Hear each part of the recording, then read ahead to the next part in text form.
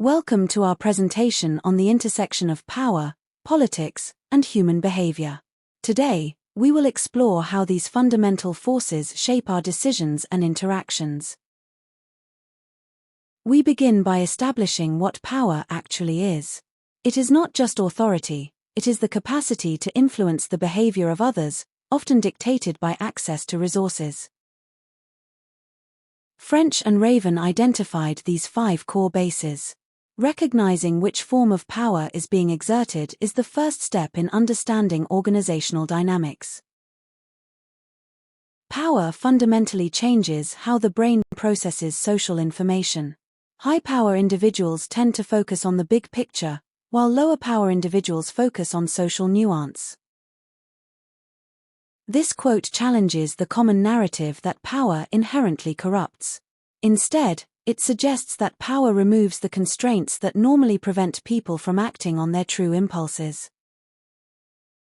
Now that we understand personal power, let's look at how politics function within an organization. It is the art of getting things done through informal channels. Political behavior is not inherently evil. It is a necessary tool for navigating complex environments where resources are limited and goals are often competing. Data shows that while office politics is often viewed negatively, moderate levels are required for organizational functioning. However, excessive politics is clearly destructive. We must address the dark triad traits. Machiavellianism is the classic study in political maneuvering that lacks empathy, which is why it often fails in sustainable leadership. Why do we want power? It is deeply rooted in our evolutionary past.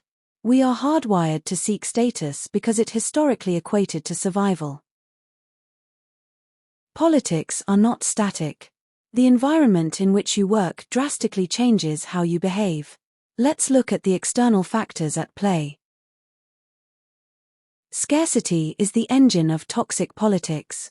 When people feel their livelihood is at risk, they stop being team players and start being survivalists.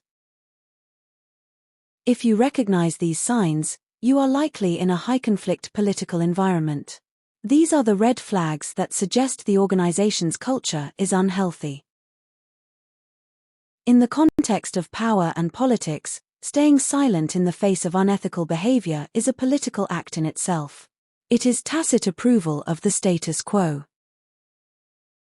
How do we fix this?